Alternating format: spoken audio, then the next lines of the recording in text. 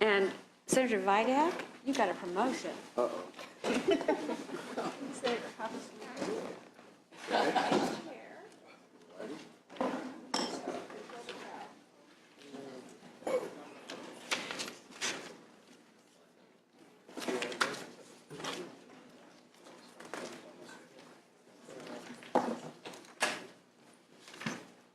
So my first bill is SB 42, and those of you who have been around for a little while, I know Senator Hancock, Senator Block have heard this bill before. It keeps on moving incrementally through the system, and it's about post-secondary education and the CPEC, which is it's still on the books, but the funding for CPEC has been eliminated since 2011. With instructions or hints from the administration that we'd like to reorder the commission and better define what it's supposed to do. So this is our continued attempt to address policy through a higher ed commission. So I want to begin by accepting the committee amendments and the analysis.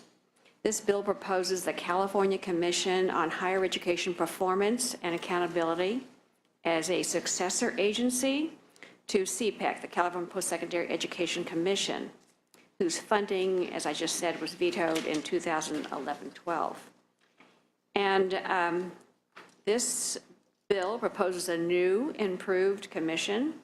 Its entity has a more focused agenda that modifies the commission's makeup, deletes a number of obsolete reporting requirements, and makes conforming and technical changes. The state's approach to higher ed must be more comprehensive if it's to ensure state-level workforce needs and priorities are met. This commission is an important element of the state's ability to honor its promise of affordable, higher quality post-secondary education for all high school graduates and adults who could benefit from instruction offered at California colleges and universities. Without such an entity, California cannot systematically plan to address the current and future needs of all of its students and the overall economy. So this SB 42 is the next important step in establishing greater clarity and accountability for our higher education system. It talks about three things: equity, access, and success, aligning workforce needs, and using effective and efficient use of resources.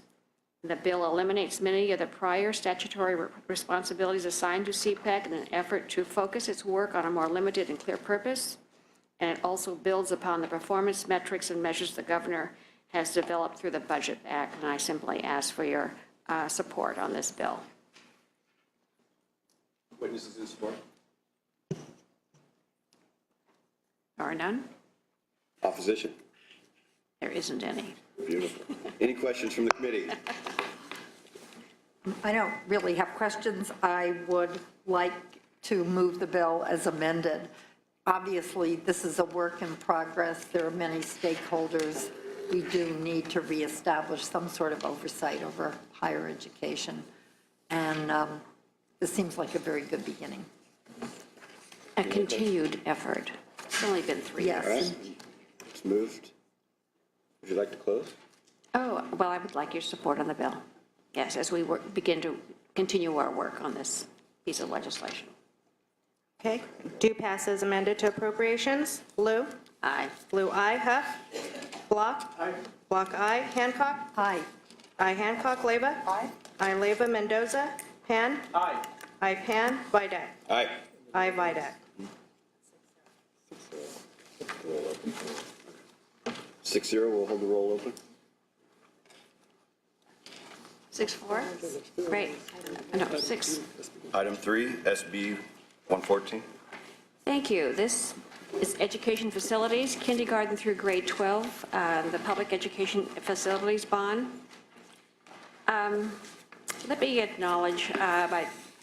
begin by acknowledging the latest amendments deleted higher education facilities provisions. And I want to clarify that it's my intent to focus the bill on the complex policy around restructuring the K-12 school facilities program and how we fund schools' facilities. It's not a statement about my thoughts on higher education facilities funding. We had, about a month ago, a joint informational hearing with the Budget Subcommittee, which revealed a number of concerns about the current program's complexities and design, as well as questions about whether the program created in 1998 is aligned to the state's current policy objectives. The winding down of the current program and the governor's call for change presents an opportunity to rethink the administrative and programmatic structure of the state's facilities program and better align the program design with the state's policy objectives.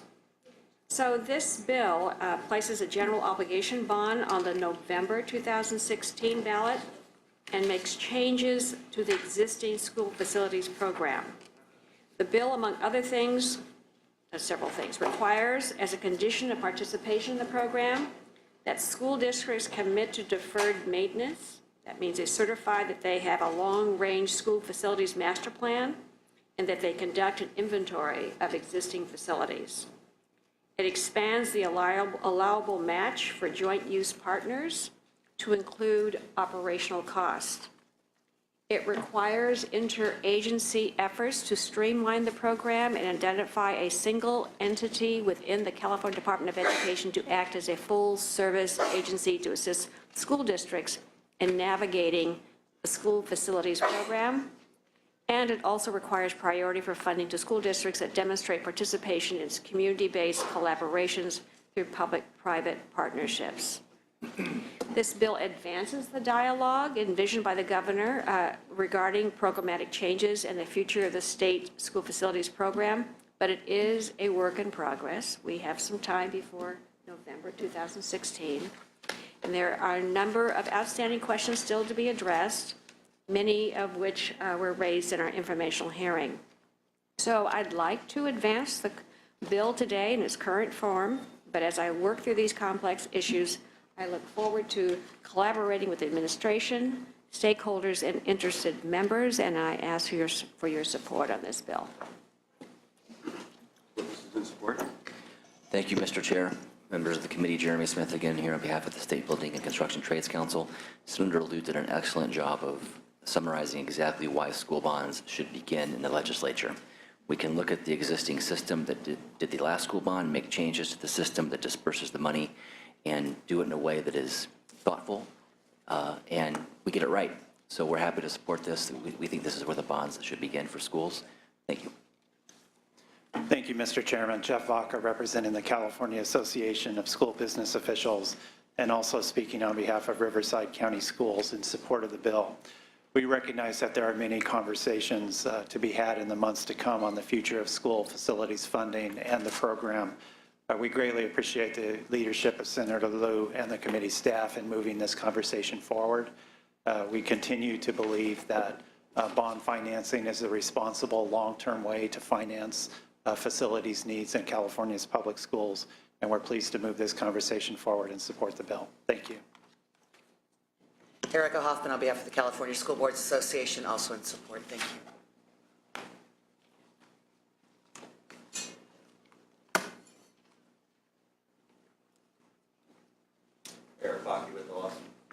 Eric Bakke with the Los Angeles Unified School District, also in support. Thank you.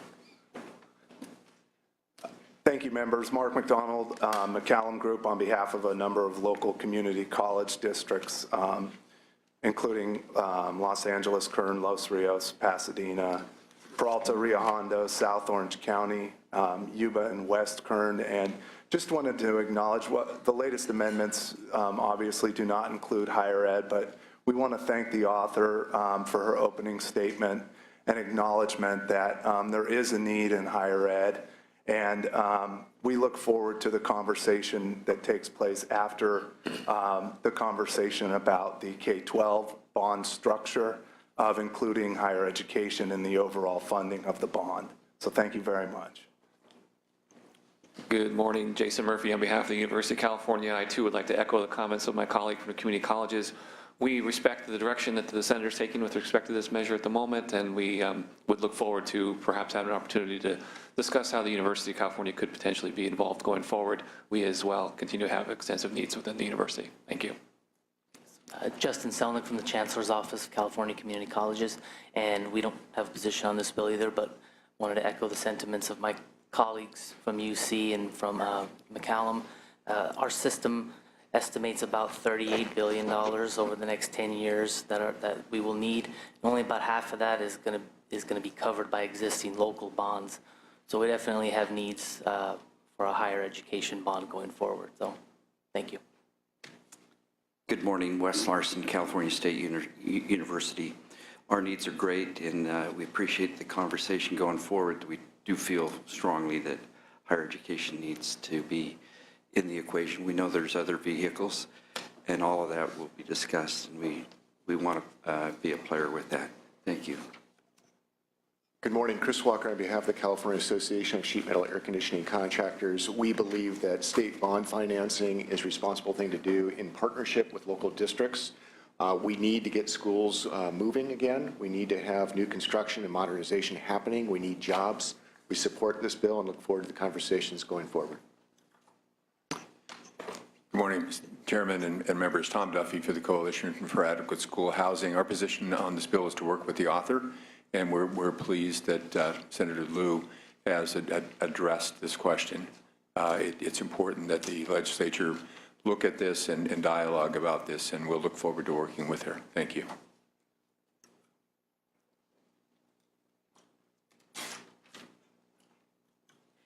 Rebecca Curley on behalf of the Community College Facility Coalition.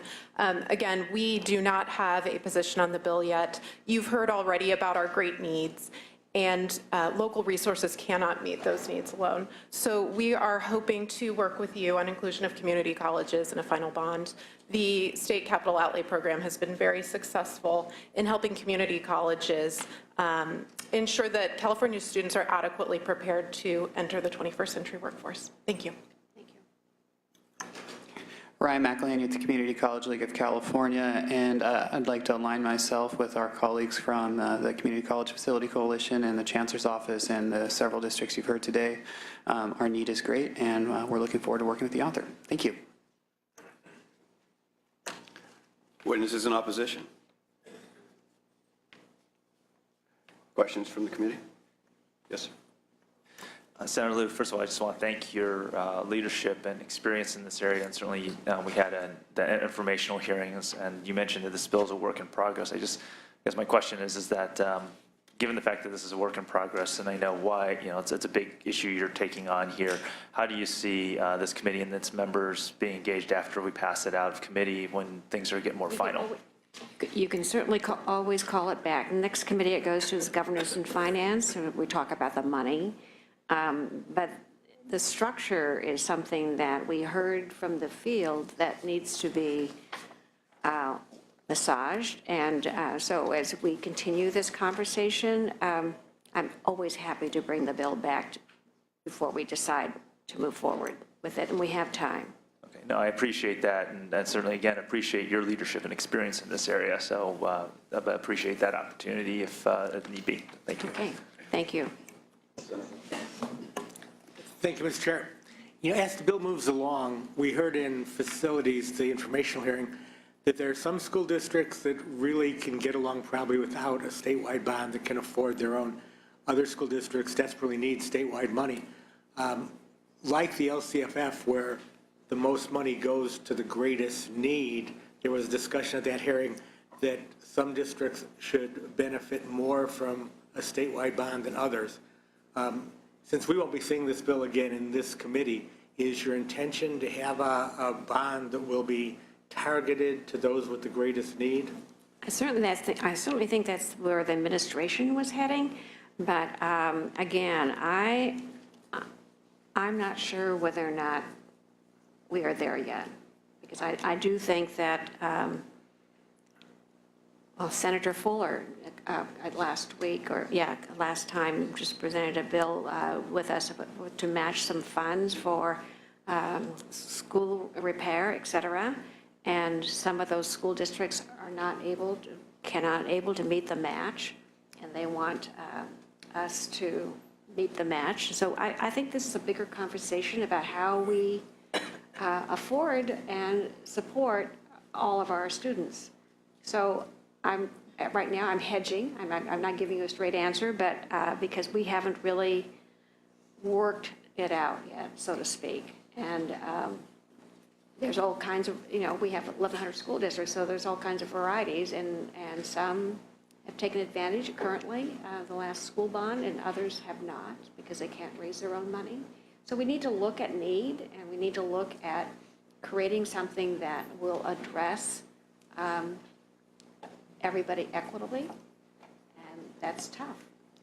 And well, you mentioned Senator Fuller's bill last week, and clearly that's the kind of district that is not able to raise its own money and should benefit from a statewide bond.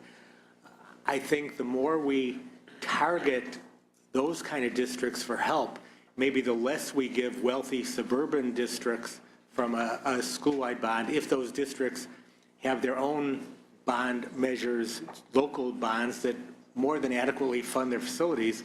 I'm not suggesting they don't need money. We could all use more money if we can get it. But as the LCFF does, it takes a look at the funding and says, Correct. Let's put more where it's most Right, needed. And right. that's all I'm suggesting here. Okay, well, it certainly is a consideration, and we, during our research on this, we found that, because we've asked for a 50-50 match, well, there's been more money raised locally than what the state bonds provided. So, I think it's not that, and that's a total number, not individual numbers, but it's pretty close to, what, 70%, 80% of districts have been able to raise their own resources, and so that's way above the 50% match. So but it's individual, it's not all, Yeah, well, I'll be supporting this bond. I think having a bond on the ballot will be critical. And as I said, I hope as it moves forward, we look Right. at a bond that gives the most to those who need the most.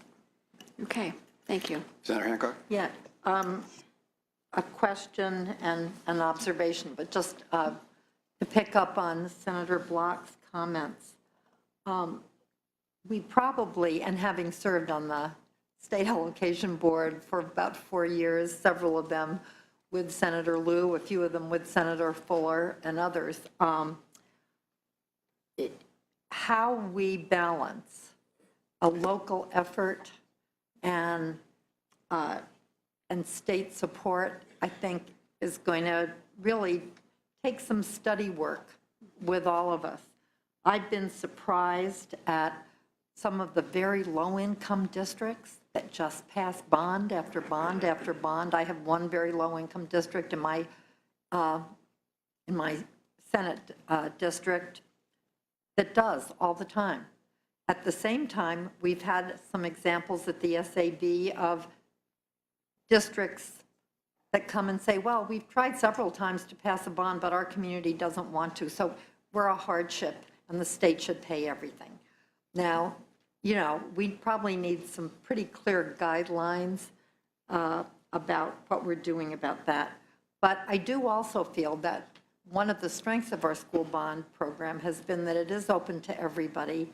And you know how they say that one of the reasons we still have Social Security is that everybody gets it? In terms of passing a school bond, I think we have to look at that everybody has skin in the game and benefit to get. But my question, Senator Liu, because I couldn't exactly see it, is I've been very interested in, loosely you could use the rubric green schools, but what I mean is high-performance schools according to CHIPS and LEED standards. These schools have been studied with comparison schools, and schools with daylight, schools with windows that open, actually have demonstratable increases in test scores for students at those schools. We had a special category for high-performance schools, right. And the SAB had a very difficult time getting that money out. In my opinion, overly complicated rules, which we're going to do fix. away with. Right. But how can we incentivize or build in those high-performance standards, especially because we now know they don't really take any more money because a lot of the design, innovative design pieces that's been worked out. We have, as the consultant, just on page 2 of the analysis, question 4, or comment 4, A and B with the double I's. We've asked that the new construction grant ensure the project incorporates high-performance attributes specifically. Can you? On page 2 of the Okay. analysis. Yeah, I know, there's so many subsections. I was Okay, just trying okay. to find it. Okay, but we have incorporated those ideas. Okay, Okay, I think that's great, thank you. Thank you. I'm sorry I missed it. that's all right. Senator Pan? Senator Pan. I apologize for the, I appreciate what Senator Block said about, trying to be sure we focus on schools that have more need. I think the question is how you define need, and I know that there's a reference made to wealthier suburban districts. The challenge is that I have a couple of suburban districts who have also the biggest population growth. So in terms of their need, in terms of being able to meet the needs of the students and what they need in facilities, relative, and it could be relative to the size of the district, it could be a challenge, right? It's not that they just need to build one school or two, given the projections of the population, whereas I have other school districts where actually they're looking at closing schools. And how we balance that. And I think there's also a little piece there's the question of the capacity of the district to raise funds based on their property base. There's also then the willingness of the voters in that to do their share, and that we'd want to create an incentive for people to say, fine, what will happen is we shouldn't vote for anything and just apply and get the state to pay for the whole thing. So I know that you're probably all very aware of these issues, but I think that as we're looking at that, hopefully as we're looking at need and balance and so forth, we have to factor in these different pieces, both capacity and demand. And then certainly I think, when it comes to modernization structure, I mean, there's also the science of education is changing, and the classic, one class, one box, classroom is not. And so when people are looking at modernizing, it's not just modernizing facilities in terms of equipment and mechanicals and so forth. It's also modernizing the physical facility to be structured in a way that is most conducive to education, to the modern education methods. And so certainly we have a lot to do here. A lot to think about. Yes, thank you. Just one concern, it's a work in progress and the thing is moving. We just had a fabulous presentation on career technical education. Yes. And is that going to be added into this, or is it excluded, or is that where's that going? It has not been excluded. It's part of it's a part of a school district determination as to their values, and certainly there are some school districts that really understand the needs of their kids, and I would expect that those school districts would address those needs in any kind of new facility. But we all know that we cannot replicate expensive labs and that kind of thing in every school district. So we need to make sure that there are ways that kids can access that information with partnerships, et cetera, with businesses, that kind of thing, that these things are all possible. So we have not come up with a magic formula, but we are working towards something we think that would be acceptable to most people, that they could support a bond issue that would address these individual needs of our very diverse state. So, I guess what you can count on, at least, is an effort on all of our parts to do the best for all of us, or most of us anyway, and try that out. So, I don't know, that's not a magic bullet, but this discussion is deep and it's complicated, And we welcome any input that you want to put your foot in there and stir it around. That's great. Look forward to working with you. Yeah, right.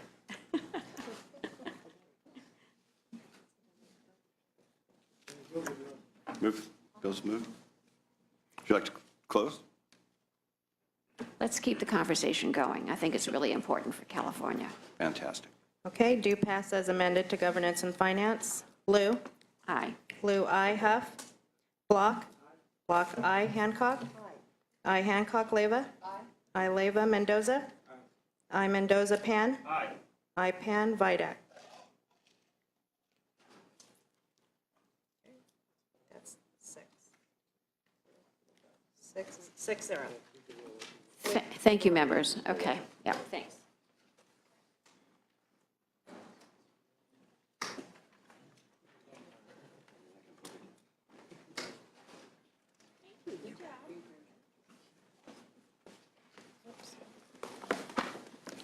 Okay, great. So that concludes all the presentation of bills today, but let's keep the roll open, and let's go back and go through the roll and add on. If you've been here for all the voting, you're excused. We'll see you next, we'll have a spring break, and when we come back, I think we have over 24 bills set.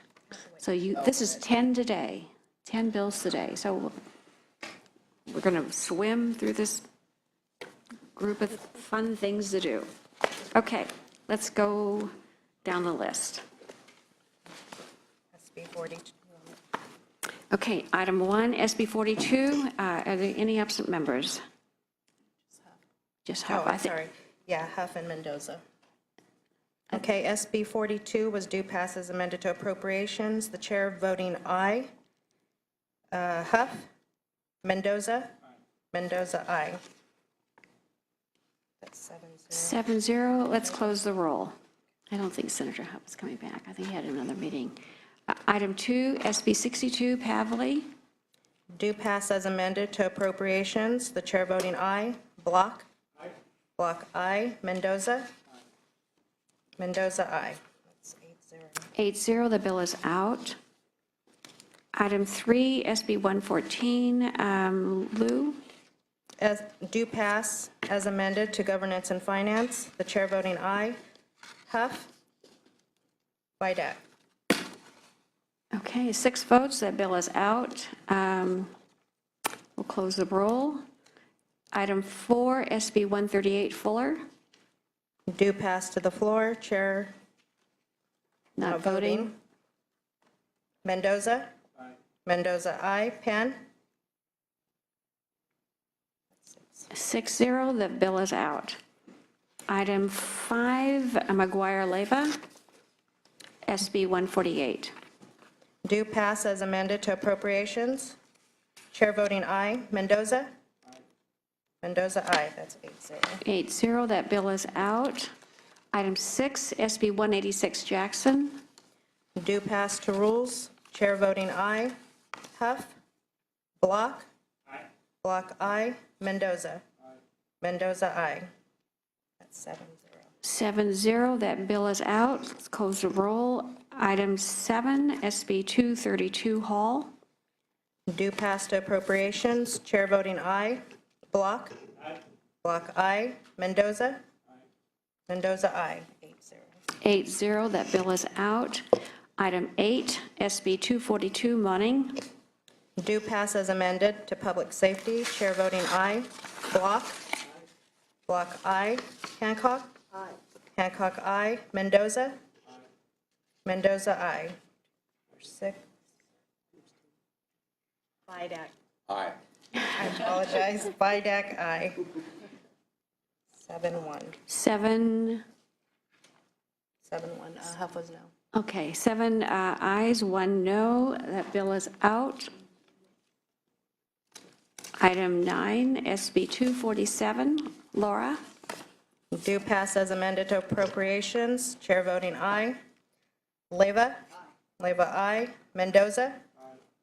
Mendoza, aye. That's 8-0. 8-0, that bill is out. Item 10, SB 252, Leno. Do pass as amended to appropriations. Chair voting aye. Block? Aye. Block aye. Mendoza? Aye. Mendoza, aye. 8-0. 8-0, that bill is out. Thank you very much, members. Meeting is adjourned.